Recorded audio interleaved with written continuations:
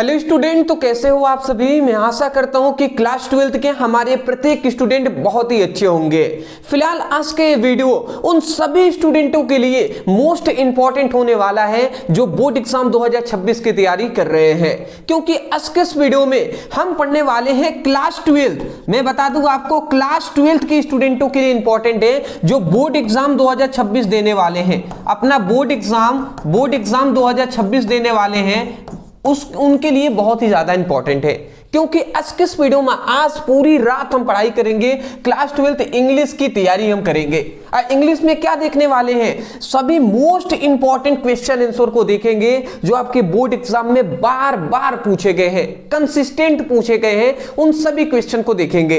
देखिए, short question के साथ साथ ये हमारे जो 4 नंबर वाले क्वेश्चन पूछे जाते हैं, इन सभी क्वेश्चन के साथ साथ हम क्या देखेंगे, लॉन्ग टाइप जो क्वेश्चन है ना, बड़े बड़े जो क्वेश्चन आंसर है, उन सभी को भी हम देखने वाले हैं। तो ये दिखाई दे रहा होगा, ये सब लॉन्ग टाइप क्वेश्चन है, इन सभी को भी हम देखने वाले हैं।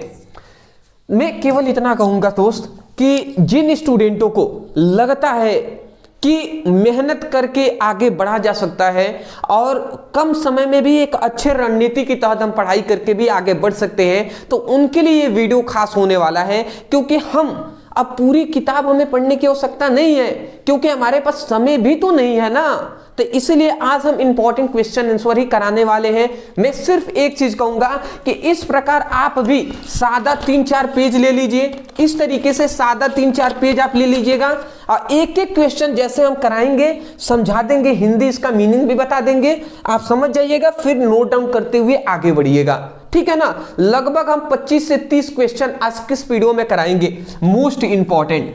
चलिए, तो यहां पे आपको इतने बात पता होगा, क्वेश्चन आंसर जो होते हैं वो 40 नंबर में पूछे जाते हैं। मतलब 40 नंबर में से सेंट्रल आइडिया आपका 4 नंबर का होता है और सिंटेक्स 6 नंबर का, मतलब वही 30 नंबर का क्वेश्चन आंसर आपसे पूछा जाता है। ये तो बात आप जानते हैं ना। तो चलिए अब स्टार्ट करते हैं, एक एक क्वेश्चन को हम समझते हैं, ठीक है। तो यहाँ पे हमारा पहला क्वेश्चन आता है, ये हमारा पहले ही चैप्टर का पहला क्वेश्चन मोस्ट इंपॉर्टेंट है, बार बार पूछा गया है कि what did M Hamel say about the French language.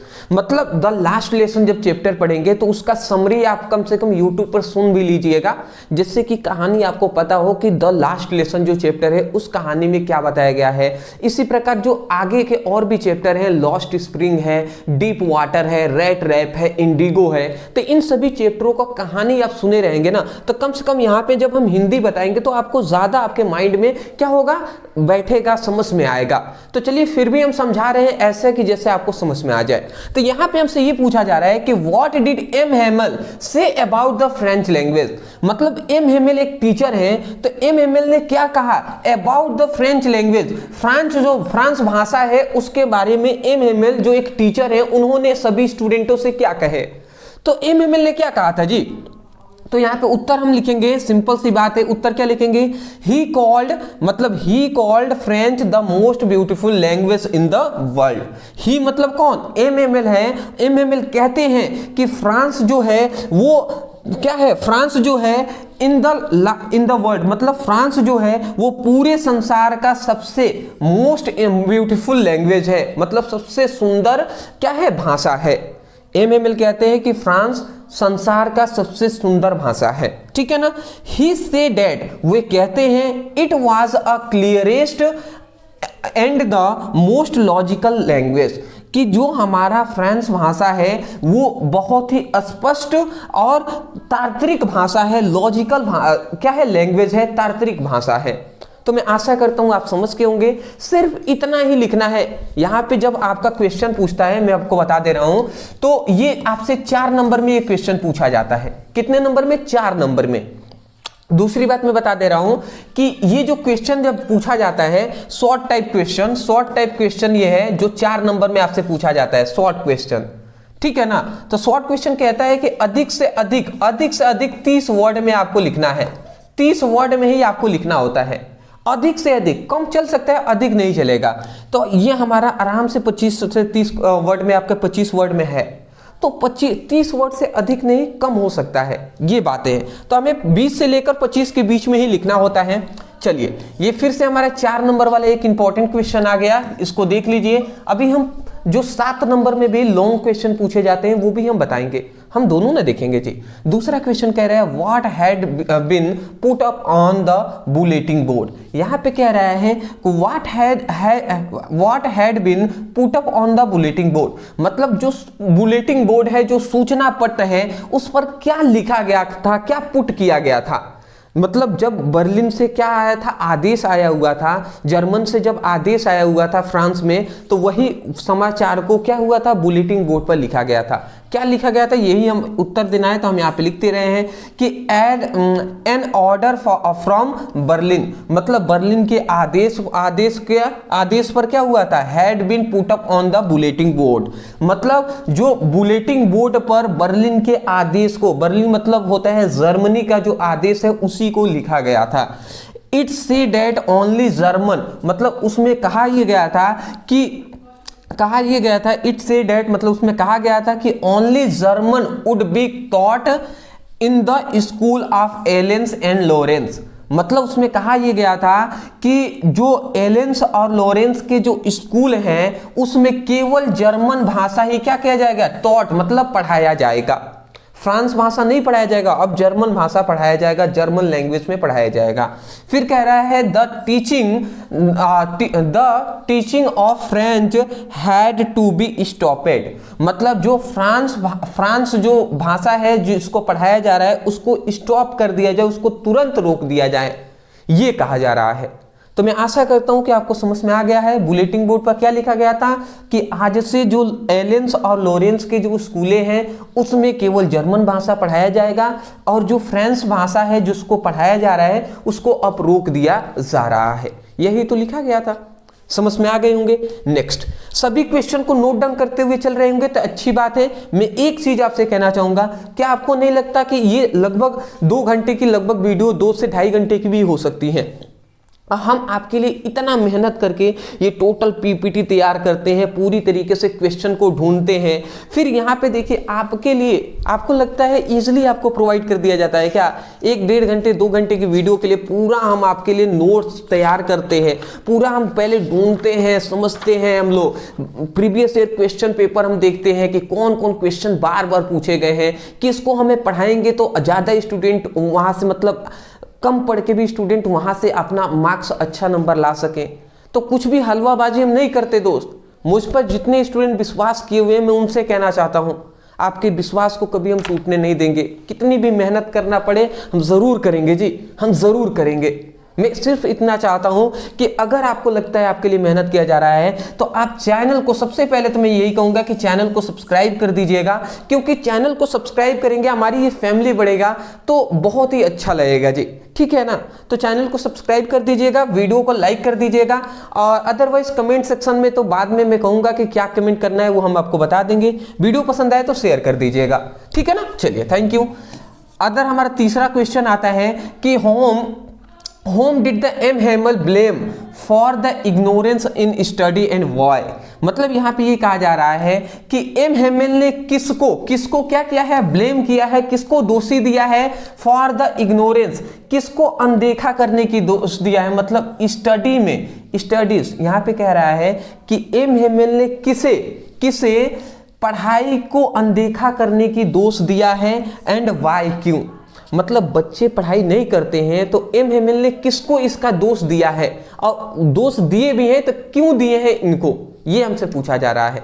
तो एम हेमेल ने बच्चे जो पढ़ाई नहीं करते हैं, उनको अच्छा तरीके से गाइडेंस नहीं होता है, तो वो किसको दोष दे रहे हैं। तो एम हेमेल जो टीचर है वो कह रहे हैं कि M Hamel said parent, student and he himself were wrong। मतलब एम हेमेल जो है ना, एम हेमेल दोषी मानते हैं किसको, पेरेंट्स को, मतलब उनके गार्जियन को, माता पिता को, फिर स्टूडेंट की भी गलती है, और फिर तीसरे में खुद अपने आप जो टीचर है वो अपने आप की भी गलती मानते हैं, ठीक है। तो एम हेमेल तीनों को, पेरेंट, स्टूडेंट और खुद को भी गलती ठहराते हैं, उसकी दोषी मानते हैं। यहाँ पे लिखा गया है parents send children to work. जो पेरेंट होते हैं, जो माता पिता होते हैं, वो बच्चों को कार्य करने के लिए भेज देते हैं कि बाबू जाकर पढ़ाई करो यहाँ पे बैठकर, ठीक है ना। The student did not care, और जो स्टूडेंट होता है स्टूडेंट का वो केयर ध्यान नहीं देते। And he also gave holiday, और वो बहुत सारी छुट्टियां भी मार देता है, छुट्टी मतलब स्कूल नहीं जाता है, और उस पर टीचर मतलब जो क्या है पेरेंट है वो ध्यान नहीं देते, ठीक है। दैट इज वाई, यही कारण है कि no one learn French properly, जिसके कारण यही वो कारण है जिससे कोई भी अच्छे तरीके से फ्रेंच नहीं सीख पाया है, फ्रांस भाषा नहीं सीख पाया है।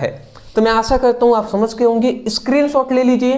और एक बात मैंने पहले भी कहा था, इस सभी को नोट डाउन कर रहे हैं ना, सादा पेज आप ले लीजिएगा। मैं फिर से दोहरा दे रहा हूं, इस तरीके से सादे पेज लेकर और एक एक करके प्रश्न को नोट डाउन कीजिएगा। आज पूरी तरीके से मैं कह रहा हूं कि आज हमने लगभग 2 घंटे की वीडियो ये आ रहा है, तो इसका बेनिफिट उठाइए ना। बार बार यही आप ढूंढते रहेंगे क्या कि इनकी कभी वीडियो देख लेते हैं, इनकी वीडियो देख लेते हैं क्वेश्चन आंसर पर। अरे भैया एक बार हम करा दे रहे हैं, पूरा नोट डाउन कर लीजिए, अभी से याद कर लीजिए। समझ में अगर इसमें घुस रहा है तो बात को समझिएगा, माइंड में बार बार कहने से नहीं होगा, बट फिर भी मैं चाहता हूं बाबू समझ जाइए, अभी समय है। स्क्रीनशॉट चलिए जी, चलिए जो समझ रहे हैं अच्छी बात है, नहीं समझ रहे हैं तो कोई बात नहीं, उनके लिए क्या है, उनको समय सिखाएंगे। समय तो जानते ही हैं, समय जब सिखाता है तो बहुत ही तकलीफ होता है, इसलिए समय है दोस्त, सुधर जाइए, नहीं तो समय तो सुधार देगा ही। और ये बात शायद आप भी बुरा भी लगे, अच्छा ना लगे, या शायद अभी समझ में ना आए, आगे समझ में आएगा। यही अफसोस की बात होगा कि आगे जब समझ में आए तो समय ना रहे, तो इसलिए समय है, अभी से फोकस कर लीजिएगा। यहाँ पे अगला हमारा क्वेश्चन आता है, बहुत बार पूछा गया है कि in the last lesson name of the countries who where fighting and describe the content of the bulletin board. यहाँ पे कह रहा है कि द लास्ट लेसन जो नाम है, ठीक है, द लास्ट लेसन जो नाम of the country who were fight, मतलब द लास्ट लेसन जो चैप्टर है उसमें किन कंट्री में, मतलब बीच में किन कंट्रियों के बीच में फाइटिंग हो रहा है ये बताना है, उसको डिस्क्राइब करना है। Describe the content of bulletin board, मतलब किन कंट्रियों के बीच क्या हो रहा है, लड़ाई हो रहा है, उसको भी आपका वर्णन कीजिए। और बुलेटिन बोर्ड पर जो कंटेंट लिखा गया है उसके बारे में भी क्या कीजिए, डिस्क्राइब करना है हमें। तो वही चलिए हम कर देते हैं कि किन के बीच, किन देशों के बीच लड़ाई हुआ था और बुलेटिन बोर्ड पर क्या लिखा गया था। तो यहाँ पे हमने लिख दिया है कि the countries fight were French और पर्शिया, मतलब जो कंट्री है, किन कंट्रियों के बीच लड़ाई हो रही है, तो फ्रांस और जो जर्मन है उनके बीच क्या हो रही है, फाइटिंग हो रही है, इन दोनों देशों के बीच फाइटिंग हो रही है।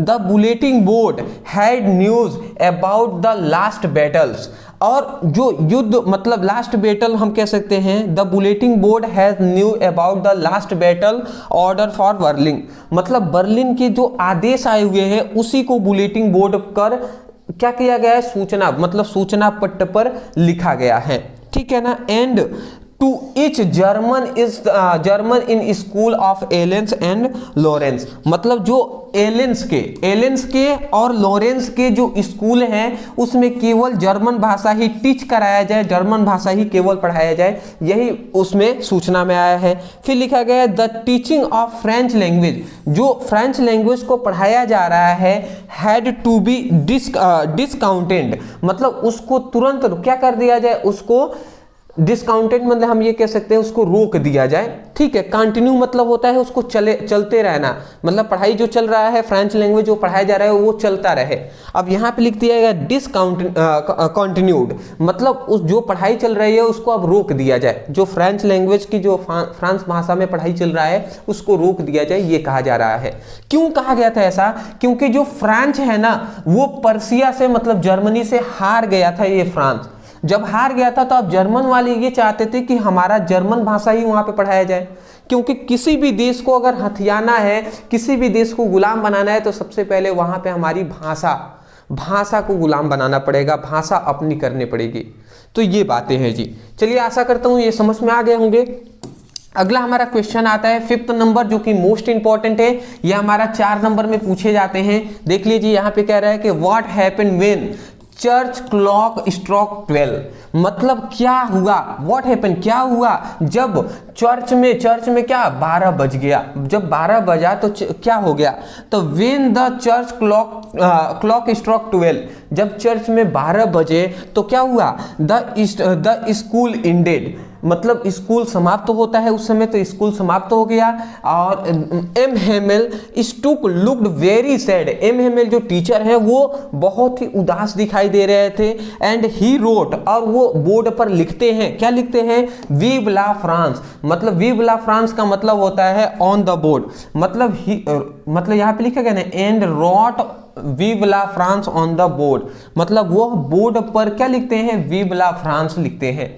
विव ला फ्रांस का मतलब होता है, इट्स मीनिंग, इसका मतलब होता है लॉन्ग लिव फ्रांस, मतलब हम कह सकते हैं फ्रांस जिंदाबाद, ठीक है ना। तो ये यहाँ पे कहा गया है। आशा करता हूं कि आपको समझ में आ गया होगा। मतलब एमएमएल ऐसा क्यों कहते हैं, एमएमएल को अब समझ जाते हैं एमएमएल कि अब हमारा देश गुलाम हो चुका है, अब यहाँ पे फ्रेंच लैंग्वेज नहीं पढ़ाया जाएगा। उनको फ्रेंच भाषा से, जैसे हमें हिंदी भाषा से प्यार है तो उसी प्रकार उनके लिए फ्रेंच भाषा से उनको बहुत ही लगाव था। तो वो अंततः यही कहते हैं कि फ्रांस जिंदाबाद, वही लिखकर बोर्ड पर अब वो चले जाते हैं। तो यही तो बात कहा गया है। आशा करता हूँ समझ के होंगे। अगला हमारा क्वेश्चन आता है, अब देखिए ये हमारा एक इंपॉर्टेंट क्वेश्चन है, बहुत बार ये पूछा गया है। अब मैं यहाँ पे लिख दे रहा हूँ VBI, और ये हमारा 7 नंबर में 7 मार्क्स में पूछा जाता है।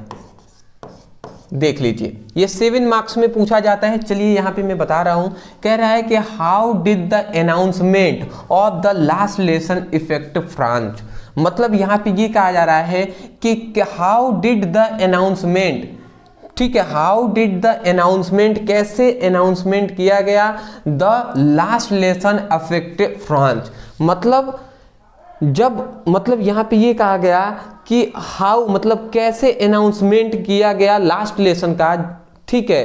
तो इफेक्ट फ्रांस, तो जो फ्रांस जो है वो कैसे वो प्रभावित हुआ, जब लास्ट लेसन को अनाउंसमेंट किया गया कि आज ये हमारा लास्ट लेसन है, तो पूरा फ्रांस जो है ना वो पूरा प्रभावित हो गया। कि मतलब प्रभावित का मतलब ये है कि फ्रांस उस जब हार गया लड़ाई में, तो उसी समय पर जो टीचर है एमएमएल वो पढ़ा रहे थे, तो उन्होंने बता दिया, पूरे बुलेटिन बोर्ड पर अब लिख दिया गया था कि भैया ऐसी ऐसी बात है, अब स्कूलों में जर्मन भाषा नहीं पढ़ाया जाएगा, जर्मन भाषा पढ़ाया जाएगा, फ्रांस भाषा नहीं पढ़ाया जाएगा। तो जब ये अनाउंसमेंट हुआ ना, तो पूरा फ्रांस कैसे इफेक्ट हो गया, कैसे प्रभावित हो गया, तो यही बात हमें बताना है। इसको पूरा तरीके से वर्णन हमने किया हुआ है। देखिए क्या लिखा गया है, the announcement of last French lesson, यहाँ पे क्या लिखा गया है, the announcement of the last French lesson stuck and suddenly the peoples of Alsace, मतलब यहाँ पे ये कहा जा रहा है कि जैसे ही फ्रेंच, जो यहाँ पे लिखा गया है the announcement of the last French lesson, ठीक है ना, मतलब यहाँ पे लिखा गया है कि जैसे ही यहाँ पे लिखा गया है कि the announcement of the last French lesson, जैसे ही मतलब क्या हुआ था, लास्ट लेसन, लास्ट फ्रांसी भाषा का, फ्रांसीय पाठ का जब अनाउंसमेंट होता है, उसका वर्णन होता है, तो सभी क्या हो जाते हैं, शॉक्ड हो जाते हैं, सभी हैरान हो जाते हैं कि फ्रांस, मतलब आज हमारा फ्रांस भाषा का लास्ट दिन है। फिर यहाँ पे लिखा गया एंड सैडनेड द पीपल ऑफ एलेंस, और जो एलेंस के जितने भी लोग थे वो सभी उदास हो जाते हैं, और शॉक्ड मतलब हैरान हो जाते हैं, ठीक है ना। फिर यहाँ पे दिखा गया है द रियलाइज्ड, उनको एहसास होता है उस समय कि how important their language was, उनको तब एहसास होता है कि हमारा लैंग्वेज का, हमारा जो लैंग्वेज है उसका क्या महत्व है, क्या इंपॉर्टेंट है। फिर यहाँ पे लिखा गया but it was too late, but क्या, इससे क्या फायदा, वो बट लेकिन वो लेट हो चुके थे अब, ठीक है। Student, parent and even, student जितने विद्यार्थी हैं, माता पिता हैं, और प्रत्येक व्यक्ति, मतलब even the teacher M Hamel felt guilty for the value of France early, मतलब यहाँ पे फ्रांस के जो फ्रांस है उसके हारने से क्या हुआ था, वो जितने भी स्टूडेंट हैं, जितने भी पेरेंट्स हैं और खुद एम हेमेल जो एक टीचर है, वो सभी अपने आप को दोषी मानते हैं। ठीक है, अपने आप को दोषी मानते हैं, ये बातें यहाँ पे कहा गया। फिर लिखा गया कि M Hamel become very emotional and taught with full hearts. मतलब यहाँ पे लिखा गया है कि एम हेमेल है वो बहुत ही इमोशनली हो गए थे, बहुत ही उदास, इमोशनल हम कह सकते हैं उदासी ना, तो एम हेमेल बहुत ही उदास के साथ और पूरी तरीके से दिल से वो क्या करते हैं, बच्चों को अपना द लास्ट लेसन है उसको पढ़ाते हैं। फिर यहाँ पे लिखा गया है एवरी वन लिसन केयरफुली। प्रत्येक जो व्यक्ति है वो सब वहाँ पे सुन रहे थे, केवल स्टूडेंट ही उसमें नहीं थे, उसमें प्रत्येक जो गांव के भी, मतलब जो एरिया के एलियंस जो एक हम कह सकते हैं स्कूल है, वहाँ के सभी लोग इकट्ठा हो गए थे। तो सभी एवरीवन लिसनड केयरफुली, प्रत्येक व्यक्ति अच्छे तरीके से ध्यानपूर्वक सुन रहे थे। The classroom become very quit. जो क्लासरूम था वो बहुत ही शांत एंड सीरियस, जो क्लासरूम था वो बहुत ही शांत और बहुत ही सीरियस था। ठीक है ना। फिर पीपल फेल्ट प्राउड, जो लोग हैं वो प्राउड महसूस कर रहे थे ऑफ देयर लैंग्वेज, अपनी जो भाषा है उस पर वो क्या कर रहे थे, प्राउड महसूस कर रहे थे। कहते हैं ना प्राउड है, हमें शान है। ठीक है, तो ये बात है। And wanted to remember its, और उसको वो हमेशा फ्रांस भाषा को हमेशा याद करना चाहते हैं। फिर लिखा गया है कि even if they could not learn it anymore, और उसको वो दोबारा कभी याद नहीं कर सकते। ठीक है ना, तो ये बात यहाँ पे लिखा गया है, दे कुड नॉट लर्न, वो दोबारा याद नहीं कर सकते, इट एनीमोर, वो इसे दोबारा कभी याद नहीं कर सकते। तो यही बात तो यहाँ पे बताया गया है कि यहाँ पे यही बात कहा गया था कि जब द लास्ट लेसन है इसका जब अनाउंसमेंट हुआ तब फ्रांस पर इसका क्या प्रभाव पड़ा। तो फ्रांस पे यही प्रभाव पड़ा कि जैसे ही इसका अनाउंसमेंट हुआ कि फ्रांस में अब जर्मन भाषा ही पढ़ाया जाएगा, फ्रेंच लैंग्वेज नहीं पढ़ाया जाएगा, तो पूरे जितने भी जो क्या थे, जो लोग थे वो शॉक्ड हो गए थे। और क्या हो गए थे, पीपल जो क्या हो गए थे, सैडनेस मतलब उदास भी हो गए थे। ठीक है, जितने भी पीपल ऑफ एलियंस के जितने भी लोग थे उनको एहसास होता है उस समय कि हमारी जो लैंग्वेज है उसका क्या महत्व है। और जो स्टूडेंट हैं, ठीक है, स्टूडेंट हैं, पेरेंट हैं और एमएमएल जो पूरे टीचर हैं, वो सब इसको फ्रांस हार गया उसकी गिल्टी अपने आप को मानते हैं। तो इस तरीके से इसमें हमने पूरा एक्सप्लेन कर दिया है। देखिए इसमें ज़्यादा कुछ नहीं है, मैं इतना ही केवल कहूँगा कि जितना हम आपको बता रहे हैं उतना याद कर लीजिएगा, एक सिस्टमेटिक कॉपी में लिखते हुए चलिएगा। और इसको जब हम वीडियो पूरा कंप्लीट कर लेंगे फिर आप इसको बैठकर एक एक करके सीक्वेंस वाइज याद करने का प्रयास कीजिएगा। ठीक है ना, स्क्रीनशॉट ले लीजिए। ठीक है, इसको वीडियो में थोड़ी ना याद होगा, इसके लिए आपको समय देना पड़ेगा तब याद होंगे। ठीक है, चलिए अगला हमारा क्वेश्चन आता है 7th नंबर की, what make the city of Firozabad famous. यहाँ पे ये कहा जा रहा है कि व्हाट मेक मतलब कैसे बना, दैट सिटी मतलब वह सिटी, मतलब that city of Firozabad famous मतलब कैसे फिरोजाबाद एक फेमस शहर बना, ये हमसे कहा जा रहा है। तो यहाँ पे हम बता दें कि Firozabad is a famous glass boiling industry. Firozabad जो है वो चूड़ी बनाने वाले कारखानों के लिए क्या है, फेमस है। फिर यहाँ पे कांच बनाने वाली, ग्लास बॉयलिंग इंडस्ट्री मतलब कांच बनाने वाली या कांच बनाने वाले कारखानों के लिए या चूड़ी बनाने वाले कारखानों के लिए फेमस है जो है फिरोजाबाद। फिर यहाँ पे लिखा गया है कि एवरी अदर फैमिली प्रत्येक दूसरा परिवार here is engaged in making bangles मतलब एवरी अदर फैमिली मतलब प्रत्येक दूसरा परिवार मेकिंग बैंगल्स मतलब चूड़ी बनाने में क्या है, इंगेज्ड है, व्यस्त है। यहाँ फिरोजाबाद के प्रत्येक दूसरा परिवार क्या है, चूड़ी बनाने में क्या है, वो व्यस्त है।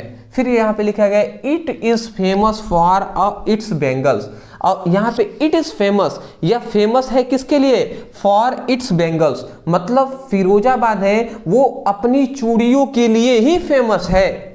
ये बातें कहा गया, अपनी चूड़ियों के लिए ही क्या है, प्रसिद्ध है। आशा करता हूं आप समझ गए होंगे कि फिरोजाबाद क्या है, क्यों फेमस है, चूड़ी बनाने के लिए ही फेमस है। अगला यहाँ पे हमारा क्वेश्चन आता है, ये सभी क्वेश्चन 4-4 नंबर के हैं, 4 नंबर मिलेंगे, इतना ही लिख देंगे तो, बट आपको देखना है कैसे याद करना है। Why did Saheb join the job at the milk both.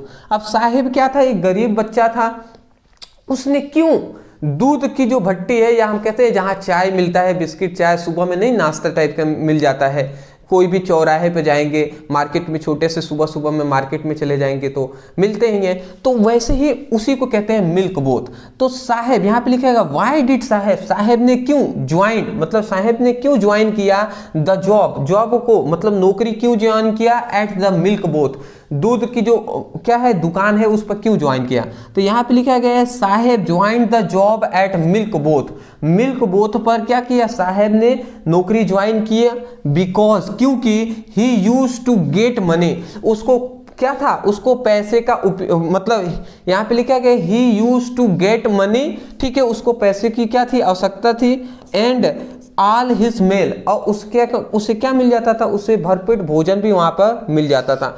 मतलब he used to get money, मतलब उसे वहां पे क्या मिलता था, उसे वहां पे पैसे भी मिलते थे और उसे भरपेट भोजन भी उसको मिल जाता था।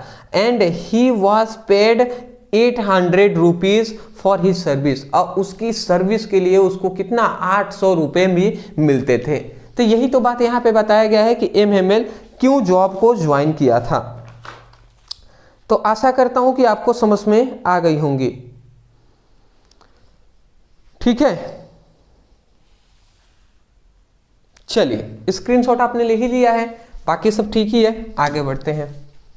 अगला हमारा 9th नंबर यहाँ पे क्वेश्चन आ जाता है। 9th नंबर कहता है कि व्हाट डिड, यहाँ पे समझिएगा, what is Saheb looking for a garbage drum, मतलब यहाँ पे ये कहा जा रहा है कि what is Saheb looking, Saheb क्या देख रहा था for in the garbage drum, मतलब साहेब जो है वो गार्बेज ड्रम में क्या देख रहा था या क्या ढूंढ रहा था। वेयर इज ही, और वे कहां से आया है, एंड वेयर ही मतलब वेयर इज ही मतलब वे कहां रहता है, और and where has he come from, और वो कहां से आए हुए हैं ये भी बताना है।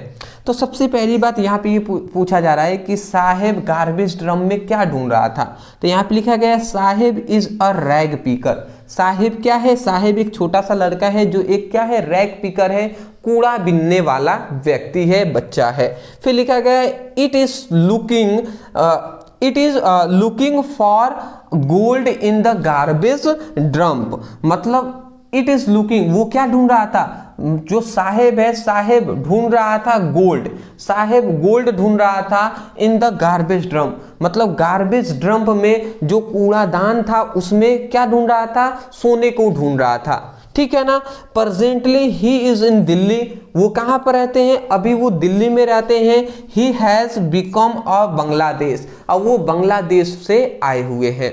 यहाँ पे पूछा गया था ना वेयर इज ही, वो कहाँ रहते हैं, तो ही इज इन दिल्ली। फिर यहाँ पे लिखा गया वेयर ही कम फ्रॉम, वो कहाँ से आए थे, तो he has come from Bangladesh, वो बांग्लादेश से आए हुए थे। एक चीज यहाँ पे हमने बोला कि his look for gold in the garbage drum, कि वो गार्बेज ड्रम में कूड़ादान में गोल्ड सोने को ढूंढ रहा था। सोने का मतलब वास्तव वाला सोना नहीं, सोने का मतलब जैसे प्लास्टिक की बोतल, उनके लिए प्लास्टिक का बोतल, छोटे से कोई क्वाइन मिल गया 5-10 के रुपए का छोटा सा सिक्का मिल गया, ठीक है, प्लास्टिक मिल गए, उनके लिए वही सोना है। तो उसी सोने का इसने बात यहाँ पे किया है, सोने का मतलब प्लास्टिक बोतल, ये सब हो गए। तो आशा करता हूँ समझ गए होंगे। अगला हमारा आता है 10th नंबर यहाँ पे क्वेश्चन कि what was Mukesh and what was his ambition, मतलब मुकेश कौन है and what was his ambition, और उसका क्या लक्ष्य है। तो मुकेश क्या है जी, तो यहाँ पे लिखा गया Mukesh was a boy from Firozabad, मतलब मुकेश जो है वो फिरोजाबाद का एक लड़का है। फिर लिखा गया born in a family of bangles maker, और उसका जो जन्म है, बर्न है उसका जो जन्म है वो चूड़ी बनाने वाले परिवार में हुआ है। His ambition was to become a motor mechanic, उसका जो एम्बिशन है, लक्ष्य है, वो मोटर मैकेनिक बनना है। ठीक है ना, not follow the family tradition, उसको अपनी जो परंपरा चली आ रही है उसको फॉलो नहीं करना है, उसका जो फैमिली का जो ट्रेडिशन है कि मतलब पीढ़ी दर पीढ़ी चूड़ी बनाते हुए आ रहे हैं तो तुमको भी चूड़ी बनाना है, ऐसा उसको मन नहीं है, उसको मन है कि हम मोटर मैकेनिक बने। तो ये बातें समझ में आ गई होंगी कि फिर यहाँ पे मुकेश कौन है और मुकेश का क्या एम्बिशन था। तो इतना ही आपको लिखना है, ठीक है। चलिए आगे हम बढ़ते हैं, एक एक क्वेश्चन को आसानी तरीके से हम सीखते हुए चलेंगे। अगला हमारा क्वेश्चन आता है फिर से 4 नंबर वाला। क्या कहा जाता है कि what was the meaning of garbage from children for children, मतलब यहाँ पे लिखा है what was the meaning of garbage for children, बच्चों के लिए गार्बेज मतलब जो कूड़ादान है, कूड़ेदान का क्या अर्थ है। जो रैग पिकर्स है, कूड़ा बिनने वाले जो बच्चे हैं उनके लिए कूड़ादान का क्या मतलब है, ये पूछा गया है। What did they find in its, और वो उसमें क्या ढूंढते हैं।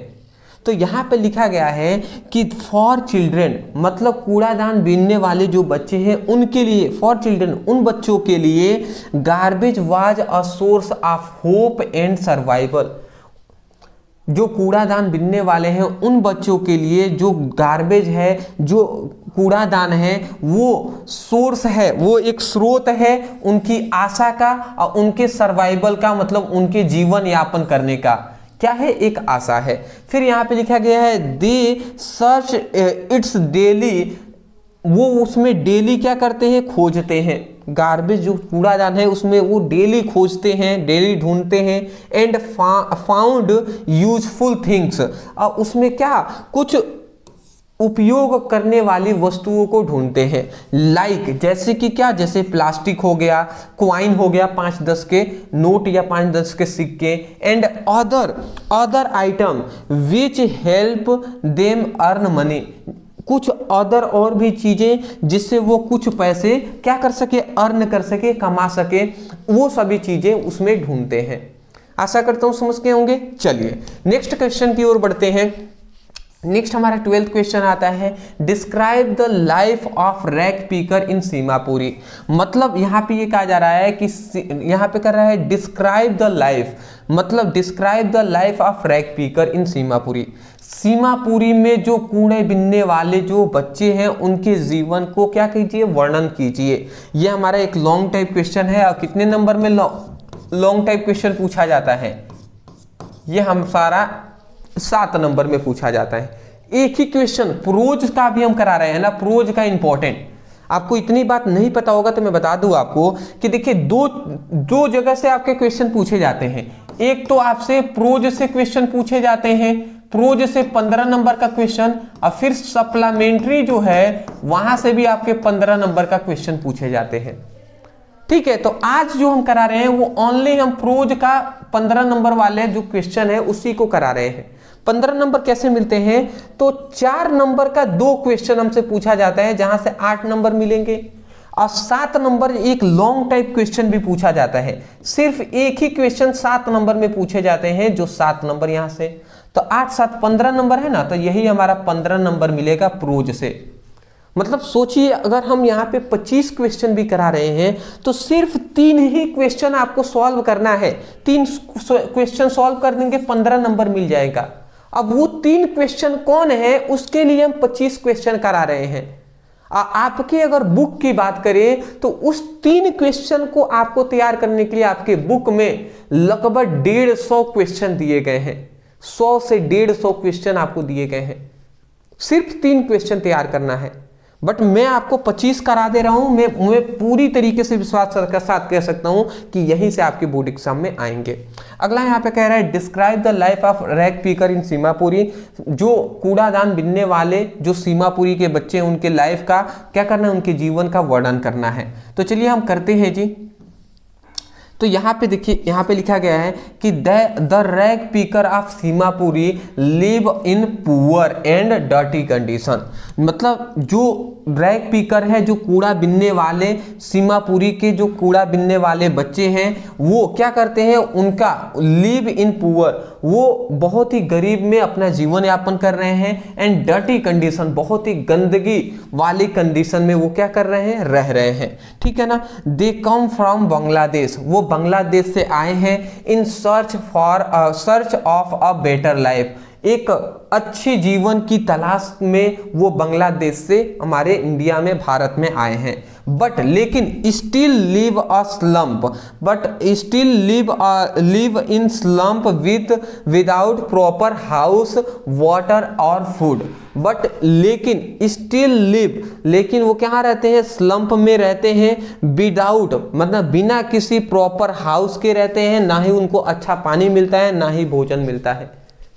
मतलब वो आए तो थे कि हमें एक अच्छा जीवन मिलेगा, ठीक है, अच्छा जीवन की तलाश में वो बांग्लादेश छोड़कर इंडिया में आए थे, बट वो अब रहते कहाँ पर हैं, वो उनके पास ना ही तो अच्छा घर है, ना ही वाटर, अच्छा पानी पीने के लिए है, ना ही अच्छा खाने के लिए है।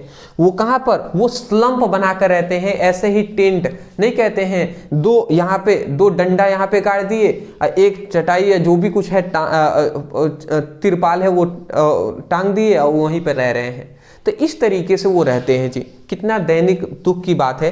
फिर यहाँ पे कह रहे हैं दे कलेक्टेड गार्बेज डेली, अब वो क्या करते हैं, वो हमेशा गार्बेज को क्या करते हैं, कलेक्ट करते हैं, कूड़े को कलेक्ट करते हैं, जैसे प्लास्टिक बोतल को कलेक्ट करते हैं।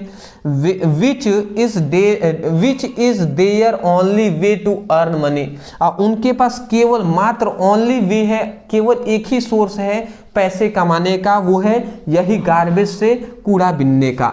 फिर कह रहा है कि for them garbage is like a gold, for them मतलब उनके लिए जो गार्बेज है ना, कूड़ा है, वो उनके लिए गोल्ड है, ठीक है। It gives them food and a little money to survival, और उनसे वो क्या मिलते हैं, जो कूड़ा है ना, कूड़ादान है, गार्बेज है, इट्स गिव उनको देता है, क्या देता है, फूड मतलब भोजन देता है, लिटिल मनी कुछ थोड़े से पैसे भी दे देता है, और टू सर्वाइवल मतलब जीवन यापन करने के लिए उनको खाना और कुछ थोड़े पैसे भी दे देता है। कौन, गार्बेज जो कूड़ादान है। फिर कह रहा है कि दे do not have the dream of good future, और उनको जो क्या है, जो रैग पिकर्स हैं, उनको कोई ड्रीम नहीं है, उनको कोई सपना नहीं है कि एक अच्छा हमें फ्यूचर मिले, उनका ऐसा सपना नहीं है। बट आर हैप्पी, बट वो फिर भी क्या है, वो खुश हैं। If they get enough to eat every day, each day मतलब उनको चाहिए सिर्फ क्या, कि प्रत्येक दिन हमें क्या मिल जाए, प्रत्येक दिन हमें क्या मिल जाए, ईट मतलब भोजन हमें पर्याप्त मात्रा में मिल जाए, केवल इतना चाहिए। उनका ऐसा सपना नहीं है कि मुझे अच्छा घर हो जाए, मैं अच्छे से रहने लगूँ, अच्छा से यहाँ पे मैं काम करूँ, यहाँ से हमें पैसे हमेशा आए अच्छे तरीके से, ऐसा कुछ बड़ा सपना नहीं है उनको। ये है भैया हम कहीं भी हैं, हमें अच्छे तरीके से भरपेट भोजन मिल जाए, इतना ही उनको चाहिए, इतना भी उनको नहीं मिल पाता। तो यही बात है जी, मैं आशा करता हूं कि आपको समझ में आ गई होंगी। चलिए तो अब हम यहां पे आगे बढ़ जाते हैं। अब यहां पे आप इसका स्क्रीनशॉट ले लीजिए, 7 नंबर में क्वेश्चन पूछा गया है। चलिए जी, तो अभी तो हम पहुंचे हैं 12 नंबर क्वेश्चन पर। अभी हमने आधे भी कंप्लीट लगभग नहीं किए हैं, अभी तो और भी देखने हैं ना। तो अभी से थक गए हैं तो मैं यही कहूँगा, आराम करना है क्या, अगर करना है तो कोई बात नहीं, आप कर भी सकते हैं, मैं कुछ कहूँगा नहीं। बट हाँ, मैं फिर से एक बार और कह दूँ कि बाबू इस तरीके से कॉपी में लिख तो रहे हैं ना, कुछ और भी आप सोच रहे होंगे सर स्क्रीनशॉट ले लेते हैं बाद में लिखेंगे, तो ये नौटंकीबाजी आप ना करिएगा। मैं फिर से कह रहा हूँ, ये नौटंकीबाजी आप नहीं कीजिएगा। आपको जब हम साइड में ऐसा समझा रहे हैं तो इतना तो दिखाई दे रहा है ना, जितना दिखाई दे रहा है उतना लिखते हुए चलिएगा। और इस तरीके से एक आप प्रॉपर आप बना लीजिएगा। इंग्लिश का, फिजिक्स, केमिस्ट्री और हिंदी का तो हम नोट्स प्रोवाइड कर रहे हैं तो उसमें कोई दिक्कत नहीं है। इंग्लिश के लिए मैं कहूँगा पर्सनली आप इस तरीके से बना लीजिएगा, ठीक है। तो ये बातें आप समझ रहे होंगे। इन सभी का पीडीएफ आपको फ्री में कहाँ पर मिल जाएंगे, तो हमारे व्हाट्सएप ग्रुप और टेलीग्राम ग्रुप में जितने भी स्टूडेंट जुड़े हुए हैं उनको इन सभी का पीडीएफ वहाँ पर मिल जाएगा। बट पीडीएफ से केवल नहीं बल्कि समझ जाइए पहले कि इसका मतलब क्या होता है, सुने रहेंगे तो याद करने में ज़्यादा आसानी होगी। तो डिस्क्रिप्शन बॉक्स में हमने व्हाट्सएप ग्रुप, टेलीग्राम ग्रुप और इंस्टाग्राम का लिंक दे दिया है, आप उस पर क्लिक करके फ्री में, कोई पैसे नहीं लग रहे हैं, ज्वाइन हो जाएंगे। वहाँ पर इंग्लिश का पीडीएफ आपको दे दिया जाएगा इंपॉर्टेंट क्वेश्चन आंसर का। ठीक है, चलिए आगे हम बढ़ जाते हैं। अगला हमारा क्वेश्चन आता है 13 नंबर। 13 नंबर क्या क्वेश्चन है, हु इज मुकेश, मुकेश कौन है। यहाँ पे कह रहा है to which family do not to which family does he belong, और उसके परिवार कहाँ से बिलोंग करता है। Describe the miserable condition of them and the reason. मतलब यहाँ पे 2-3 चीजें हमसे पूछ लिया। देखिए क्या पूछा गया, सबसे पहले मुकेश कौन है, मुकेश कौन है, और यहाँ पे पूछा गया to which family does his belong, मतलब उसका जो परिवार है वो कहाँ से बिलोंग करता है, कहाँ से है, ये हमसे पूछा गया है। तीसरा फिर क्वेश्चन कहा गया है describe the miserable condition of them and the reason, और उनकी दैनिक परिस्थितियों को वर्णन करना है। जो मुकेश है, मुकेश की दैनिक परिस्थितियों का वर्णन करके बताना है आपको, और उसका रीजन क्या है ये भी बताना है। तो चलिए हम सबको एक क्वेश्चन के साथ समझ लेते हैं। 7 नंबर में, ये लॉन्ग टाइप क्वेश्चन है, 7 नंबर में पूछा जाता है। तो हमने यहाँ पे क्या लिखा है, देखिए Mukesh is a young boy from Firozabad. Mukesh क्या है, एक नौजवान लड़का है जो फिरोजाबाद का, मुकेश फिरोजाबाद का एक नौजवान लड़का है। ही बिलोंग टू, यहाँ पे लिखा गया he belong to a poor family of bangles maker, मतलब वह चूड़ी बनाने वाले एक गरीब परिवार से बिलोंग करता है। कौन, मुकेश। फिर लिखा गया है his family has been making bangles for generation, और उसकी पीढ़ियां चूड़ी बनाने का क्या करते हैं, उसकी जो पूरा परिवार है, फैमिली और उसकी जो पीढ़ियां हैं वो बरसों से क्या बना रही हैं, चूड़ी बनाने का कार्य कर रहे हैं। फिर यहाँ पे लिखा गया है they live in small dark house without proper light and air, और यहाँ पे लिखा गया है दे लिव इन स्मॉल, वे छोटे से सबसे पहले तो एक छोटे से घर में जहां पर अंधेरा पूरी तरीके से रहता है, विदाउट प्रॉपर लाइट, वहां पे अच्छा तरीके से लाइट नहीं पहुंचता है, ना ही वहां पे अच्छे तरीके से एयर मतलब वायु पहुंचता है, उसमें रहते हैं। फिर यहाँ पे लिखा गया है यहाँ पे लिखा गया है they work harm their eye and health, और जहाँ पे वो काम करते हैं, चूड़ी बनाने का काम करते हैं, वहाँ पर क्या होते हैं, आँख का खराब होना और स्वास्थ्य बिगड़ने का क्या होता है, ज़्यादा चांस होता है। ठीक है ना, तो ये यहाँ पे लिखा गया है दे वर्क हार्म, वो हानिकारक होता है, ये जो कार्य है वो हानिकारक है स्वास्थ्य के लिए भी और आँखों के लिए भी, ये बातें हैं। फिर यहाँ पे लिखा गया है कि they are trapped in poverty and can not do anything else, और ये जो क्या है, मुकेश जो है ना वो इस ट्रैप में क्या हो गया है, फंस गया है, और यहाँ पे लिखा है कैन नॉट डू एनीथिंग, और वो कुछ अब कर नहीं पा रहा है।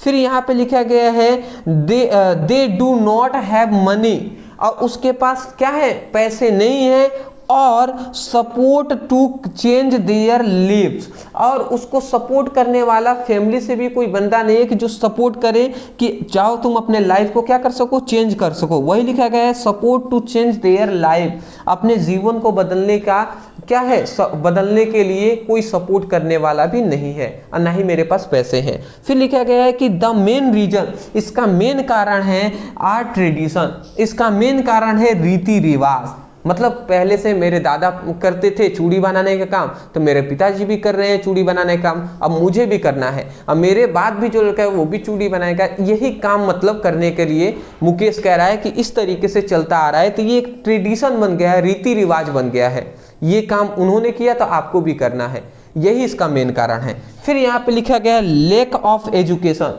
मतलब शिक्षा की कमी भी यहाँ पे माना गया है।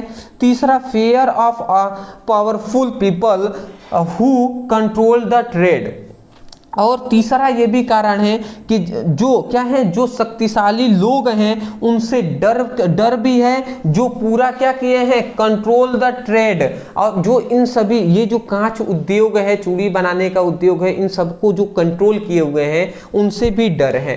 तो 3 कारण बताएं। सबसे पहले तो एक रीति रिवाज, दूसरा एजुकेशन की कमी, और तीसरा जो अमीर लोग हैं जो इसको कंट्रोल किए हुए हैं, ये भी इसका कारण है। तो मैं आशा करता हूं कि आपको सब समझ में आ गई होंगी। तो ये हमारा 13 नंबर वाले 7 नंबर वाला एक क्वेश्चन था, समझ में आ गया होगा। देखिए 13 तक क्वेश्चन हमने देख लिया ना। चलिए आगे हम बढ़ते हैं। और यहाँ पे सबको दिखाई दे रहा हो तो नोट डाउन कर लीजिएगा, वीडियो पॉज करके सभी को नोट डाउन कर लीजिएगा। अगला हमारा आता है जो है 14 नंबर हमारा question, what was the first lesson of Douglas training. What was the first lesson of Douglas training, मतलब डगलस ट्रेनिंग के जो फर्स्ट लेसन है, हमारा प्रथम पाठ है, ठीक है ना। मतलब यहाँ पे कह रहा है what was the first lesson, मतलब पहले अध्याय में डगलस को क्या ट्रेनिंग दिया गया, ये हमें पूछा गया है। ठीक है, ये डीप वाटर चैप्टर का ये हमसे पूछा जा रहा है क्वेश्चन, डीप वाटर का क्वेश्चन है। इसमें डगलस क्या है, डगलस एक खुद इस चैप्टर डीप वाटर चैप्टर के लेखक ही हैं। वो उनको स्विमिंग से डर लगता है, तो उनको जो प्रशिक्षक है उन्होंने क्या ट्रेनिंग दिया था पहले क्लास में, ये हमसे पूछा जा रहा है। तो द लिखा गया है द इंस्ट्रक्टर, इंस्ट्रक्टर मतलब प्रशिक्षक जो है वो। तो द इंस्ट्रक्टर टॉट डगलस, प्रशिक्षक ने डगलस को पढ़ाया या सिखाया। ठीक है, क्या कि दैट कि he had to put his face under water. जैसे ही जब तुम तैरने जा रहे हो तो जैसे ही अपने फेस को क्या कर रहोगे, put his face under water, जैसे ही अपने फेस को अंदर डालोगे, पानी के अंदर डालोगे, एंड इन एक्सहेल, और तो उस समय क्या करोगे, सांस को ले लोगे। एक एक्सहेल मतलब सांस को छोड़ दोगे, ठीक है ना। एक्सहेल मतलब जैसे ही अपने क्या करोगे, यहाँ पे सांस को, यहाँ पे कह रहा है कि that he has to put his face under water in exhale. जैसे ही यहाँ पे जो प्रशिक्षक हैं वो डगलस को कह रहे हैं कि जैसे ही तुम अपने फेस को पानी के अंदर डालोगे तो सांस को ले लेना, सांस को छोड़ देना, and rising his nose in inhale, और जैसे ही अपने नाक को बाहर निकालना फिर सांस को ले लेना। ये बातें कहा जा रहा है। He repeated the exercise 100 of time, और इस एक्सरसाइज को उन्होंने 100 बार से भी अधिक बार, मतलब 100 बार किया। इस एक्सरसाइज को उन्होंने सिखाया था पहले क्लास में कि देखो जब पानी को अंदर डालना तो सांस ले लेना, ठीक है, और जैसे ही पानी से बाहर निकालना तो सांस को छोड़ देना। ये बातें कहा गया था। तो आशा करता हूँ आपको समझ में आ गया होगा। छोटा सा एक क्वेश्चन है। चलिए अगला हमारा क्वेश्चन आता है 15 नंबर। यहाँ पे क्वेश्चन है कि what was the second lesson of Douglas training, मतलब जो प्रशिक्षक हैं उन्होंने डगलस को दूसरे लेसन में, दूसरे पाठ में क्या सिखाया। तो दूसरे पाठ में क्या सिखाया, तो यहाँ पे लिखा गया है द इंस्ट्रक्टर हेल्ड डगलस, जो प्रशिक्षक है उन्होंने डगलस को सिखाया। यहाँ पे लिखा गया है the instructor held Douglas at the side of the pool, मतलब यहाँ पे लिखा गया है कि जो प्रशिक्षक है उन्होंने डगलस को पूल के किनारे लेकर गए and had him kick with his leg, और उसको अपने लातों से क्या कर दिए, किक कर दिए, मार दिए, ठीक है ना, डगलस को।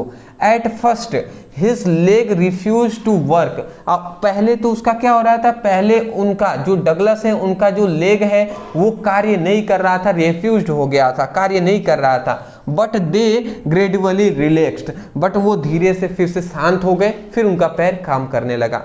मतलब समझ रहे हैं ना कि कोई व्यक्ति है, मान लेते हैं आपके टीचर ही हैं और आपको पानी से डर लगता है, आपको तैरने नहीं आता, और लेके गए पानी के पास और थोड़ा सा धक्का इस तरीके से हाथ से या पैर से मार दिए, आप गिर गए पानी में, तो अचानक से गिरेंगे तो आप डर जाएंगे भैया, तो आपका हाथ पैर काम नहीं करेगा। फिर समझेंगे कि नहीं मैं जानता हूँ सीखना, तैरना जानता हूँ, फिर आप रिलैक्स हो जाएंगे, फिर आपका हाथ पैर काम करने लगेगा। तो वही बात है जी, तो वही बात यहाँ पर भी हुआ है। फिर यहाँ पे तीसरी बात यहाँ पे ये बताया गया, हाउ डिड, 16 नंबर हमारा क्वेश्चन है, how did the instructor build a swimmer out of Douglas, मतलब यहाँ पे ये कहा जा रहा है कि how did the instructor build a swimmer out of Douglas, मतलब डगलस को प्रशिक्षक ने कैसे स्विमर में बदला। स्विमर में मतलब तैराक में, तैरने वाले में कैसे बदल दिए। जो डगलस जो थे, जिनको स्विमिंग नहीं आता था, जिनको डर लगता था, उनको स्विमर कैसे बना दिए, ये हमसे पूछा जा रहा है। तो यहाँ पे लिखा गया है कि the instructor build a swimmer out of Douglas step by step. प्रशिक्षक ने डगलस को चरण दर चरण, स्टेप बाय स्टेप क्या किया, स्विमर बनाया। अब कैसे बनाए कि then he perfect each step, वो प्रत्येक परफेक्ट मतलब क्या करता था, then he perfect each step thus he become a swimmer. मतलब जब डगलस को जो चीजें बताया जाता था उसको परफेक्टली वो वैसा करते थे, अथस इस प्रकार ही बिकम अ स्विमर, इसी प्रकार डगलस जो है वो स्विमर बने।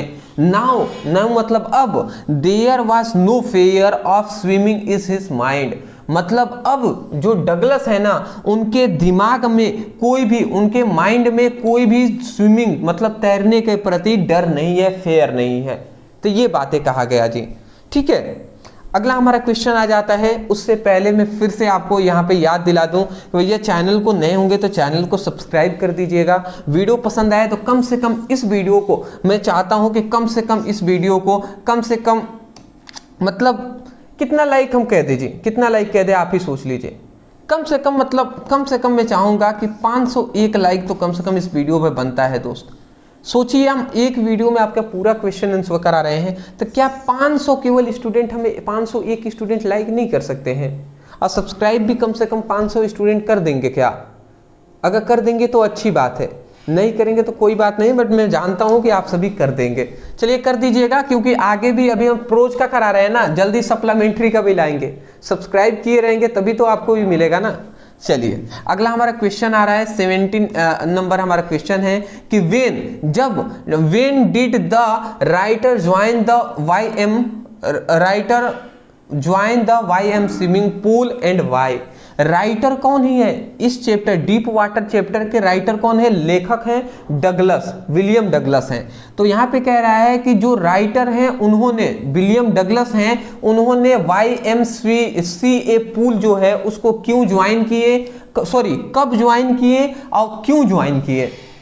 YMCA एक पूल है, स्विमिंग पूल है। तो जो लेखक हैं, लेखक मतलब जो डगलस हैं, उन्होंने YMCA पूल क्यों, कब ज्वाइन किए, वेन मतलब कब ज्वाइन किए और किस लिए ज्वाइन किए, ये हमसे पूछा जा रहा है। तो डगलस को तैरने नहीं आता था, तो तैरने के लिए ही ना ज्वाइन किए। अब कब किए थे, तो बचपन में किए थे। ठीक है, तो वो बात हम यहाँ पे लिख दिए हैं कि the writer join the YMCA pool. Writer जो लेखक है उन्होंने YMCA पूल को ज्वाइन किया। ठीक है, वेन जब ही वॉज अबाउट 10 और 11 ईयर ओल्ड, जब वो 10 या 11 साल के थे तब उन्होंने YMCA पूल को ज्वाइन किया था। क्यों, तो ही ज्वाइंड इट्स बिकॉज, उन्होंने ज्वाइन इसलिए किया था, it's offered him an opportunity to learn swimming. उनको उस समय पर अवसर दिया गया था, अपॉर्चुनिटी था, अवसर था स्विमिंग को सीखने का, इसीलिए उन्होंने ज्वाइन किया था YMCA पूल को। कब किया था, जब 10 या 11 साल के थे, उस समय पर उनके पास एक अवसर था कि स्विमिंग को सीखने का, तो उसी समय पर इन्होंने ज्वाइन किया था। समझ के होंगे। चलिए अगला हमारा क्वेश्चन आता है कि what is the miss adventure that William Douglas speak about. ठीक है ना, यहाँ पे ये हमसे कह रहा है मिस एडवेंचर का मतलब, एडवेंचर का मतलब ये होता है कि क्या दुर्घटना हुआ था, that William Douglas speak about, मतलब विलियम डगलस किस दुर्घटना के बारे में बता रहे हैं। ठीक है, तो ये हमसे बताना है। तो कौन सी दुर्घटना हुआ था जिसके बारे में विलियम डगलस बता रहे हैं, तो यहाँ पे लिखा गया है मिस एडवांटेज, यहाँ पे लिखा गया है द मिस एडवेंचर डेट, मतलब जो क्या हुआ था, जो दुर्घटना है, डेट की दुर्घटना क्या है, दुर्घटना ये है कि William Douglas speak about the incident of YMCA swimming pool. मतलब दुर्घटना क्या है, दुर्घटना वो है कि जब विलियम डगलस बता रहे हैं क्या, speak about his accident, YMCA pool पर हुई दुर्घटना के बारे में ही क्या कर रहे हैं, विलियम डगलस बता रहे हैं। अब क्या बताए थे उस दुर्घटना में कि जब विलियम डगलस बता रहे हैं कि YM स्विमिंग पूल पर जब 11 साल का मैं था लगभग, तो उस समय पर क्या हुआ था। तो वो कहते हैं कि वेन जब ए बिग बॉय सडनली, मतलब यहाँ पे लिखा गया है कि when a big boy suddenly throw him into the deep ending of the water, मतलब जब विलियम डगलस जो थे वो YM स्विमिंग पूल पर खड़े थे ना, तो उस समय पर उस समय पर क्या हुआ, ए बिग बॉय सडनली, एक बड़ा सा लड़का आता है, suddenly throw him into the deep water, और उनको क्या करता है, सडनली अचानक से उनको दोनों हाथों से उठा लेता है और deep end of the pool, और उसको पूल के निचली गहराई में फेंक देता है। मतलब इतनी तेजी से फेंकता है कि जो स्विमिंग पूल है उसके अंदर चले जाते हैं डगलस। फिर यहाँ पे लिखा गया है Douglas did not know, Douglas को समझ नहीं आ रहा है, कुछ भी समझ नहीं आ रहा है। फिर यहाँ पे लिखा गया हाउ टू स्विम, डगलस को समझ नहीं आ रहा था कि कैसे मैं तैरूं। एंड ऑलमोस्ट ड्रॉन्ड, और वो लगभग क्या हुए थे, डूब ही गए थे स्विमिंग पूल में। बट क्या हुआ था, this accident field him with a deep fair of water, मतलब वो लगभग स्विमिंग पूल में डूब ही गए थे बट किसी प्रकार वो बच गए। तो उसके बाद ये जो दुर्घटना हुई, इस दुर्घटना ने उनके अंदर क्या कर दिया, इस एक्सीडेंट ने, इस दुर्घटना ने फील्ड, मतलब उनके अंदर भर दिया क्या, डीप फेयर ऑफ वाटर, मतलब पानी के प्रति एक अंदर की, पानी के प्रति एक जो डर है उसको भर दिए उनके हृदय में। समझ रहे हैं ना, किस चीज़ के प्रति हम शुरू से डर रहे हैं तो आगे भी अब डरते ही रहेंगे। तो वही बात है, जब वो पानी में गए थे तो उनको बहुत डर अब लगा, धीरे धीरे पानी के प्रति, पानी से दूर ही रहते थे। तो ये बातें हो गई जी। यही एक्सीडेंट हुआ था कि एक स्विमिंग पूल पर वो खड़े थे, एक बच्चा आया मोटा सा, वो उन्होंने उसको उठाकर, डगलस को उठा लिया, अब बिग दिया, वो अब बिग दिया। शैतान कोई बच्चा होगा भैया, ठीक है, शैतान का मतलब वो नहीं होता है, मस्ती मजाक छोटे पर तो सभी करते हैं, तो वैसे ही कोई हुआ, वो बिग दिया। अब वो डूबने ही वाले थे डगलस, बहुत प्रयास किए निकलने का बट वो नहीं निकल पाए, तो फिर कोई आकर बचा लिए, मतलब पर उनके अब डर लगने लगा, उसके बाद उनको स्विमिंग से डर लगने लगा, पानी से डर लगने लगा। तो यही बात हुआ था जी एक्सीडेंट। फिर अगला हमारा क्वेश्चन आता है, what did Douglas do inside the water to save his life. यहाँ पे कह रहे हैं what did the Douglas do inside the water to save his life, मतलब डगलस ने क्या किया, Douglas do inside the water to save his life, मतलब डगलस ने पानी के किनारे, मतलब डगलस ने अपनी लाइफ को कैसे सेव किया, यही हमसे पूछा जा रहा है। डगलस जो थे, जो लेखक है, उन्होंने पानी से अपने जीवन को कैसे बचाया, ये हमसे पूछा जा रहा है। तो इनसाइड द वाटर, पानी के अंदर, ठीक है, मतलब यही हमसे पूछा जा रहा है। आप क्वेश्चन समझ रहे हैं ना, what did Douglas do inside the water, मतलब पानी के अंदर डगलस ने कैसे, टू सेव हिज लाइफ, कैसे अपने जीवन को बचाया। जब पानी में वो डूब रहे थे तो उस समय पर अपने जीवन को उन्होंने कैसे बचाया। तो इनसाइड द वाटर मतलब पानी के अंदर, Douglas through to jump up by pushing from the bottom, मतलब जब डगलस को पानी में फेंक दिया एक बड़ा सा लड़का, तो उसके बाद डगलस कुछ समझ में नहीं आ रहा था। फिर उन्होंने किया कि ही ट्राई टू जंप अप, उन्होंने सोचा कि क्या करेगा, उन्होंने जंप करना, कूदने को सोचा। यहीं पर लिखा गया है कि Douglas try to jump up by pushing off his bottom, Douglas ने सोचा कि जब बॉटम मतलब निचली तल पर जाएंगे तो अपने पैर से क्या करेंगे, पुश करेंगे, अब पुश करेंगे, लात मारेंगे तो फिर हम ऊपर आ जाएंगे, ठीक है। He hope to reach the surface and breathe air, और जैसे ही मतलब समझ रहे हैं, डगलस को जब फेंक दिया गया था तो वो नीचे जा रहा था, तो उन्होंने अपने दिमाग में सोच रहे थे कि जब मैं नीचे मेरा पैर जाएगा, जिस सतह पे टकराएगा वहीं पे मैं अपने पैरों को बहुत तेजी से मारूंगा, मैं ऊपर आ जाऊंगा। और ऊपर जैसे ही आऊंगा, यहाँ पे लिखा गया है ही होप टू रीच, जैसे ही उनको ये आशा था कि जैसे हम ऊपर आएंगे सरफेस पर हम आ जाएंगे और उसके बाद विथ एयर और सांस को हम ले लेंगे, ठीक है। बट लेकिन his leg where heavy, but जैसे ही वो पानी में चले गए तो उनका जो पैर था वो बहुत ही भारी हो गया।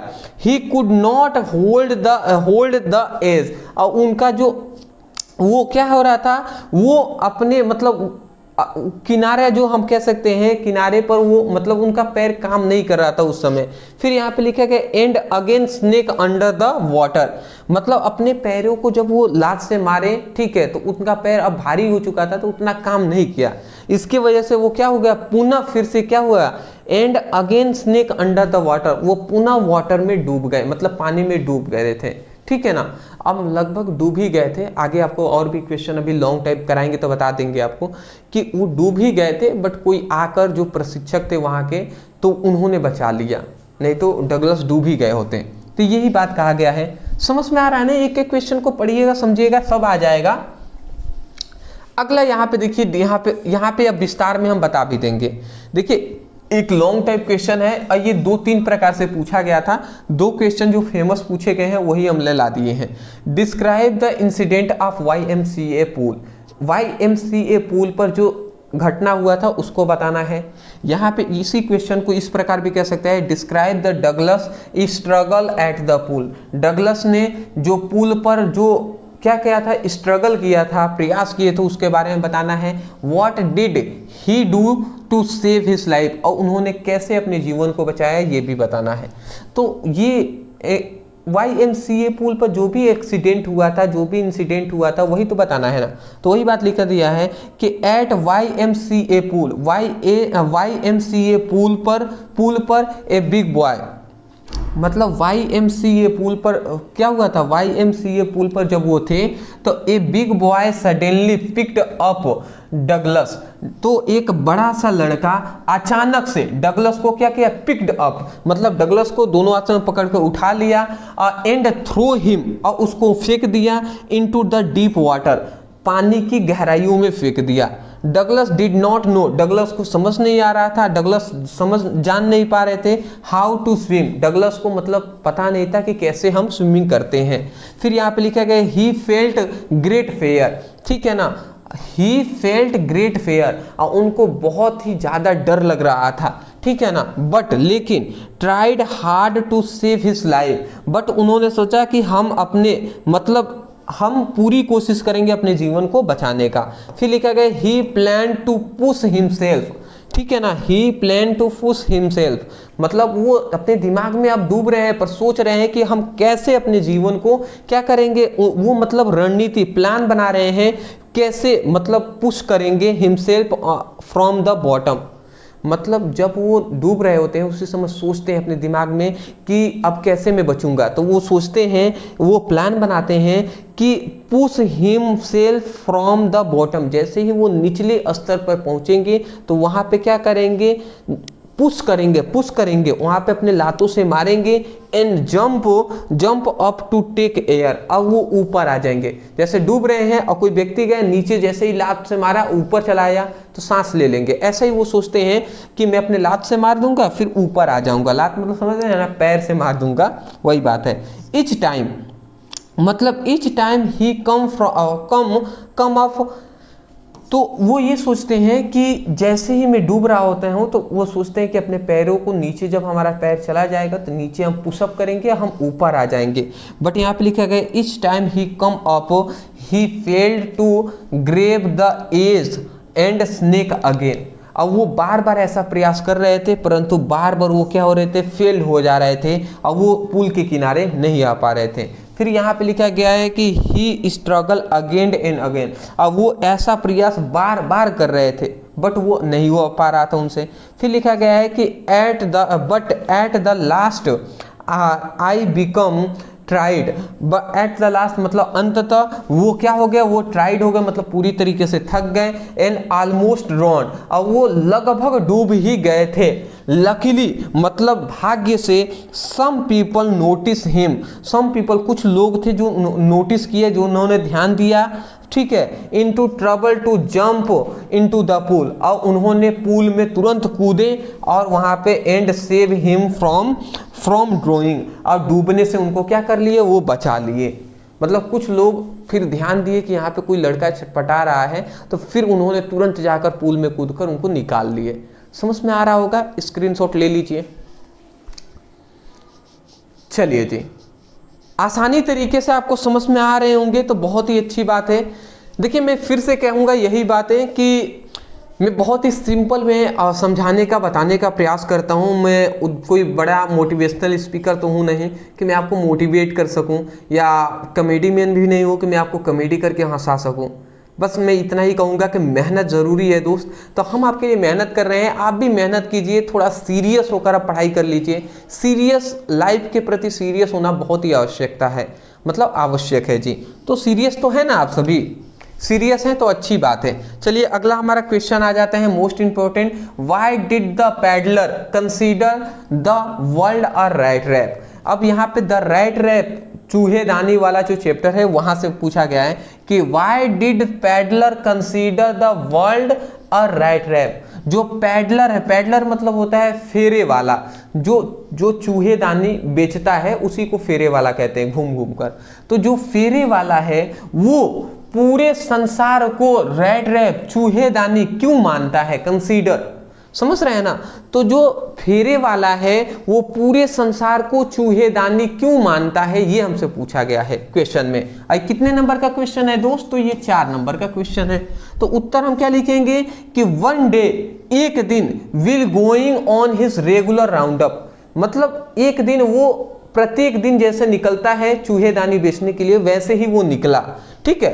तो यहाँ पे लिखा है ही गॉट एन आइडिया, उसको एक क्या आया, आइडिया आया, उसको एक सुझाव आया या आइडिया आया, क्या आया, ही थॉट, मतलब वो सोचता है, डेट की this world was like a rat trap, जो पूरा संसार है वो क्या है, एक चूहेदानी की तरह ही है, ठीक है। ए रैट गेट ट्रैप्ड, एक चूहा क्या होता है, फंस जाता है, कब, इनसाइड द रैट रैप, एक चूहा चूहेदानी में कब मतलब फंस जाता है, जब, वेन मतलब जब, ही क्रेव फूड, जब वो फूड मतलब भोजन की लालच करता है। मतलब एक चूहा तब चूहेदानी में फंस जाता है जब वो भोजन की लालच करता है। इन दिस वे, इसी प्रकार, दिस वर्ल्ड, पूरा संसार, this world is also temptation for people, इसी प्रकार जो पूरा संसार है ना, वो लोगों को क्या कर रहा है, टेम्पटेशन कर रहा है, मतलब लोगों को अपनी ओर लुभा रहा है। पूरा संसार है वो प्रत्येक लोगों को क्या कर रहा है, लोगों के लिए लुभाने का कार्य कर रहा है, ठीक है ना। क्या लुभा रहा है, तो दिस वर्ल्ड, मतलब ये जो पूरा संसार है, this world is creating the temptation of wealth, मतलब ये पूरा संसार है वो लुभाने वाली चीजें क्रिएट कर रहा है, बना रहा है, जैसे कि वेल्थ है, धन, फिर से हैप्पीनेस, फिर से फूड मतलब भोजन, house and cloth, etc to trap man. मतलब यहाँ पे ये कहा जा रहा है कि पूरा संसार क्या कर रहा है, क्रिएट, पूरा संसार क्या कर रहा है, लुभाने का क्या कर रहा है, पूरा संसार जो है वो लुभाने, टेम्पटेशन मतलब होता है लुभाना, ठीक है। तो पूरा संसार लुभाने के लिए बना रहा है। जैसे कोई आपको कहेगा कि ये कार्य कर लीजिए, इतने पैसे आ जाएंगे, तो कोई वेल्थ के लिए लालच में आ जा रहा है, कोई व्यक्ति, कोई खुशी के लिए लालच में आ जा रहा है, कोई खाने के लिए लालच में आ जा रहा है, कोई हाउस के लिए, घर के लिए लालच कर रहा है, कोई कपड़ों के लिए लालच कर रहा है। तो इसी तरीके से जो लोग हैं वो ट्रैप्ड हो जाते हैं। तो यही तो मानना था, जो फेरे वाला है वो सोचता है कि जैसे एक चूहा है खाने के लिए चूहेदानी में फंस जाता है, ऐसे पूरे संसार के जो लोग हैं वो इन सभी के लालचों में, धन के, खुशियों के, खाने के, कपड़ों के, घर के लिए, घर के लालचों में वो क्या हो जाते हैं, ट्रैप्ड हो जाते हैं, फंस जाते हैं। स्क्रीनशॉट ले लीजिए, समझ गए होंगे। चलिए जी, स्क्रीनशॉट लेने का मतलब है कि वीडियो को रोककर स्क्रीनशॉट ना बल्कि कॉपी पे आप लिख लीजिएगा, ठीक है, वो समय वेस्ट नहीं करना है। What happened to the rat trap seller in the world, यहाँ पे कह रहा है व्हाट हैपेंड, क्या हुआ, to the rat trap seller के साथ, चूहेदानी बेचने वाले के साथ क्या हुआ, इन द वुड्स, मतलब जंगलों में चूहेदानी बेचने वाले के साथ क्या हुआ। तो द रैट रैप सेलर, जो चूहेदानी बेचने वाला था, lost him way in the wood, मतलब चूहेदानी बेचने वाला जो है वो जंगलों में क्या हो जाता है, लॉस्ट हो जाता है, गुम हो जाता है। कैसे, यहाँ पे लिखा गया he walked for a long time, वो लंबे समय से क्या हो रहा था, जंगल में चलता रहता है, बट बिकम ट्राइड, और वो पूरी तरीके से थक जाता है। थक जाने का मतलब यहाँ तक मैं समझा दूं, जैसे एक जंगल है, ये एक बड़ा सा जंगल है, अब यहाँ से ये घुसा हुआ है, और जंगल में ये रास्ता अब यहाँ से जा रहा है, और ये रास्ता इसी तरीके से गया, अब फिर से यहीं पे आकर मिल रहा है, समझ रहे हैं। तो वो जो व्यक्ति था वो यहाँ से चलाता हुआ यहाँ पे आया, और यहाँ से ये फिर से इस तरीके से आ रहा था, इस तरीके से यहीं पे आ जा रहा था, फिर इसी तरीके से बार बार आकर यहीं पे आ जा रहा था, इस जंगल से बाहर ही नहीं निकल पा रहा था। तो इस तरीके से बार बार वो प्रयास किया, वही लिखा गया he walked for a long time, वो लंबे समय से इसी तरीके से चलता रहा, और बिकम ट्राइड, और वो अंततः वो थक गया। ही फेल्ड, उसे महसूस हुआ कि that the whole forest was like a big rat trap, ये जो बड़ा सा एक क्या है, फॉरेस्ट है, जंगल है, वो एक चूहेदानी के जैसा ही है, ठीक है ना। एंड ही गॉट ट्रैप्ड, और वो उसमें ट्रैप्ड हो गया है, फंस गया है, in just a like a rat, जैसे एक क्या है, जैसे एक चूहेदानी में फंस जाता है, वैसे ही वो भी इस जंगल में फंस गया है। कौन, जो चूहेदानी बेचने वाला है वो ऐसा सोचता है। 4 नंबर का क्वेश्चन है, आप नोट डाउन कर लीजिएगा। चलिए अगला हमारा क्वेश्चन आता है, यहाँ पे अगला क्वेश्चन आता है, how was a rat trap seller, rat trap चूहेदानी बेचने वाला कौन था, how did he make them, और वो उसे कैसे बनाता था। तो यहाँ पे उत्तर हम लिखा है कि the rat trap seller was a poor man, जो चूहेदानी बेचने वाला है वो एक गरीब सा क्या है, पुअर मैन है, गरीब लड़का है, ठीक है ना, एक गरीब व्यक्ति है। जो रैट रैप सेलर था, चूहेदानी बेचने वाला था, वो क्या था, एक गरीब व्यक्ति था। Who had no proper house and money, और उसके पास प्रॉपर मतलब पर्याप्त मात्रा में ना घर था, ना ही उसके पास पर्याप्त मात्रा में पैसे थे। फिर लिखा गया he moved for place to place selling small rat rap, अब वो क्या होता है, वो स्थान दर स्थान भटकता रहता है चूहेदानी बेचने के लिए, मतलब चूहेदानी बेचते बेचते वो एक स्थान से दूसरे स्थान पर, दूसरे स्थान से तीसरे स्थान पर, इस तरीके से चलता रहता है, उसका एक स्टेबल कोई घर नहीं होता है, ठीक है ना। फिर लिखा गया he made the rat rap for old wire, अब वो जो चूहेदानी को कैसे बनाता था, वे चूहेदानी को पुरानी तारों से जोड़कर बनाता था, ठीक है ना। लिखा गया है ही कट द वायर, वो तारों को क्या करता था, काटता था, and twist to carefully into the shape of small rat rap, अब बहुत ही ध्यान पूर्वक से उसे वो चूहेदानी का आकार देता था, समझ रहे हैं। सबसे पहले वो क्या करता था, दुकानों से जाकर वो पुरानी वायरों को मांगता था, पुराने तारों को मांग लेता था, चुरा लेता था, इस तरीके से वो काम करता था। तो चुरा कर लाता था, फिर उसी से चूहेदानी बनाकर वो बेचता था, ठीक है। तो ये था हमारा, स्क्रीनशॉट नहीं, मैं कहूँगा नोट डाउन कर लीजिए। चलिए अगला हमारा क्वेश्चन आता है कि what did Gandhi ji child the lawyer of Muzaffarpur. यहाँ पे ये हमारा इंडिगो चैप्टर का बहुत ही इंपॉर्टेंट ये क्वेश्चन है, ये बहुत बार पूछा भी गया है, मैं पहले ही कह दे रहा हूँ। यहाँ पे कह रहा है कि what did Gandhi ji, why did Gandhi ji, Gandhi ji क्यों, चाइल्ड मतलब गांधी जी क्यों चिल्लाए, the lawyer of Muzaffarpur, Muzaffarpur के लॉयर पर गांधी जी क्यों गुस्सा हुए, क्यों चिल्लाए, ये हमसे पूछा जा रहा है। तो यहाँ पे लिखा गया है Gandhi ji chided the lawyer of collecting big fees for poor farmer, Gandhi ji lawyer पर क्या हुए, लॉयर पर गुस्सा हुए, चिल्लाए, ठीक है, क्यों, फॉर कलेक्टिंग बिग फीस, अधिक फीस वसूलने के कारण, फॉर द पुअर पीपल, मतलब जो पुअर फार्मर, जो गरीब किसान थे, गरीब किसानों पर क्या कर रहा था, गरीब किसानों से एक कह सकते हैं मोटी रकम जो वकील हैं वो ले रहे थे उनसे, उसी से गुस्सा होकर गांधी जी लॉयर पर बहुत ज़्यादा चिल्लाए थे, गुस्सा हुए थे। जैसे हुआ ये था कि जो गरीब किसान थे वो क्या हुआ था, वो अंग्रेज उनको बहुत सता रहे थे, उनकी ज़मीनें छीन लिए थे। अब उस ज़मीन को दिलाने के लिए वो जाकर केस करते हैं कोर्ट में, तो कोर्ट में जो केस करते हैं ना, तो वहाँ पे लॉयर की आवश्यकता होती है। तो लॉयर अब क्या करते थे, लॉयर उसका फ़ायदा उठाते थे, और लॉयर पहले तो वो जो गरीब किसान है वो तो पहले से सताए गए हैं अंग्रेजों द्वारा। अब ये जो लॉयर है ये भी सता रहे थे इन गरीब किसानों को, और कह रहे थे पैसा दो तब जाकर हम लड़ेंगे भैया। तो गांधी जी आए, इनको समझा दिए अच्छे तरीके से। तो यही बात यहाँ पे कहा गया है। फिर लिखा गया how they are already suffering under the British. Gandhi ji कहते हैं कि ये तो पहले से ही जो अंग्रेज है उससे ये क्या हुए हैं, सफरिंग हुए हैं, पीड़ित हुए हैं, ठीक है। यहाँ पे लिखा गया है this was not going to get any benefit by taking such a case of court. Gandhi ji को ऐसा लगता था कि this was not going to get any benefit, उनको वहां जाने से, मतलब जो किसान है, किसान को कोर्ट में जाने से कोई बेनिफिट नहीं मिलने वाला। Bye taking such a case of court, मतलब कोर्ट में जाकर केस करने से जो गरीब किसान है उनको कोई भी बेनिफिट, कोई भी लाभ नहीं होने वाला।